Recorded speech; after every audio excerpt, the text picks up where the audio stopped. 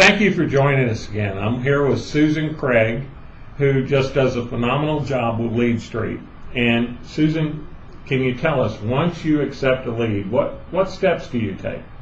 Well, it's a long process. Once I accept a lead, I have a standard process that I use with all my leads. The very first thing I do when I'm inside of LeadStreet and I've accepted that lead is I actually go into Campaign Manager and I choose the first email drip campaign that they have. There's lots of different email campaign drips that you can choose, but I just pick the first one because it's the simplest, just to check off and get them going in a system so that they'll be touched every month for the next year.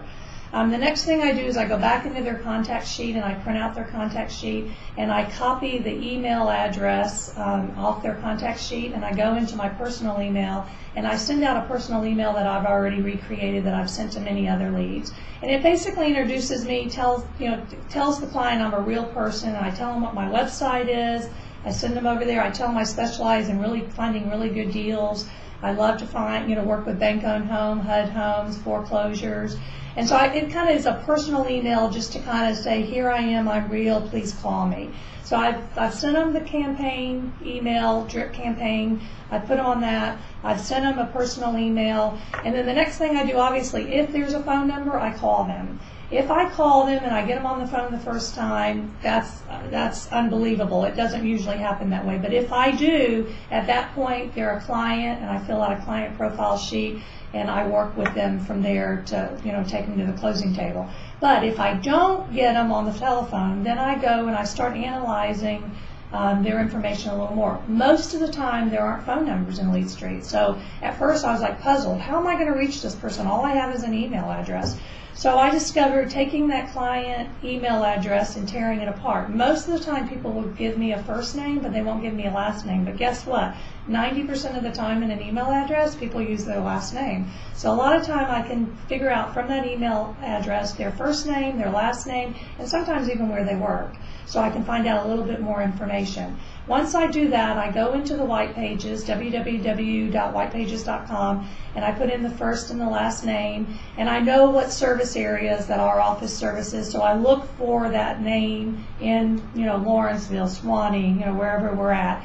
And sometimes I get lucky and I get a home address, I get a home telephone number, and so I'll even call them at home saying, thank you for signing up at RE/MAX. I'm Susan Craig. Do you have a realtor? If not, I'd love to help you find a home. And you'd be surprised how many of them go, oh, I'm so glad you called. And so I'll build a relationship from that and make them a client from that point. Some of the times, though, I can't get a home phone number and I get just an address. So at that point, I write a little personal card on RE/MAX stationery, and I give them my business card, and I tell them I'd love to help them find a home if they like.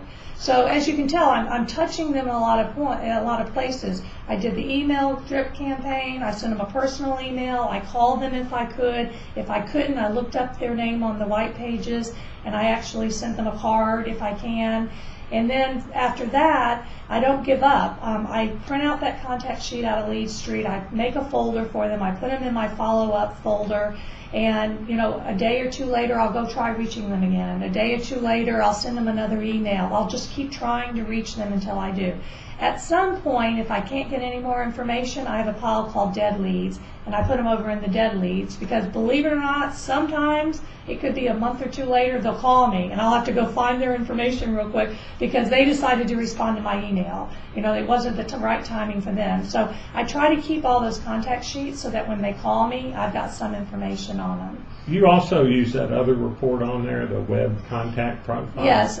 You have to wait 24 hours in LeadStreet, but once the lead has been in LeadStreet 24 hours, I go that next day and I print out the website contact profile report, and it will actually list out all the homes they were looking at. So when I do talk to the client, I can seem real educated about them, and I can say, oh, you're looking in the Tequila area.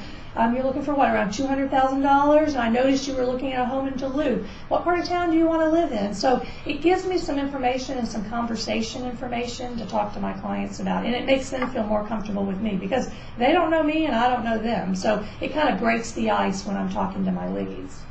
Okay, and then once you make contact with them, your first step is to stress upon them the importance of being pre-qualified? Absolutely. If I can get them on the phone, I explain to them that, first of all, that I specialize in getting really good deals. And when I specialize in really good deals, in order to put a contract on a home, you got to be able to react quick. And in order to react quick, you have to be pre-qualified.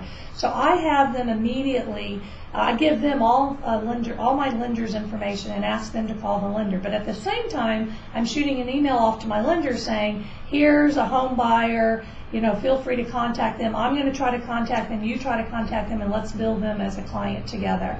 So they're getting information from both sides. My lender specializes in educating the clients on what kind of loans are out there, how much down payment they have. So he educates them on that part, and I educate them about the home market and what's going on in their area of town that they want to buy in. So we work together as a team, and that's really key. That's extremely important. And so you mentioned dead leads. So after a week, 2 weeks? Oh, no, months. They don't become an official dead lead if they don't contact me in 3 months, then I put them in I don't throw them away. I have a pile that they're just off in a corner, because I've had a client call saying, Susan, this is Debbie, you sent me an email and I can't find anything on her anywhere. And then after I hang up, I go look and I pull out her contact sheet from LeadStreet, and I can pull out all the information from that I had on her, because she just assumes I know her because I sent her an email. Right. So it's nice to keep it, but no, I don't. 6 months is probably when I finally kind of give up on them at that point. And so you mentioned one time you started with a system and then you changed your system because you've gotten too much volume. So are you going to change your system again when you need to, or what's the approach from here on out? Well, I learn something new with every client. You just got to take it as it is.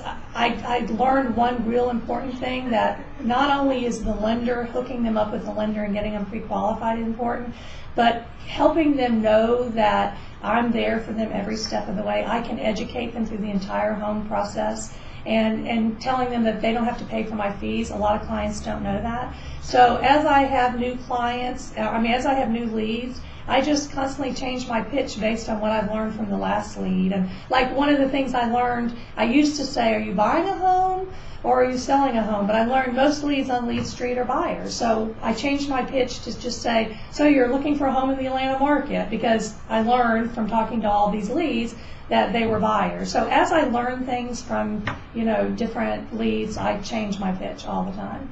Okay, well, thanks again for joining us today. Well, thank and I you. hope this is useful.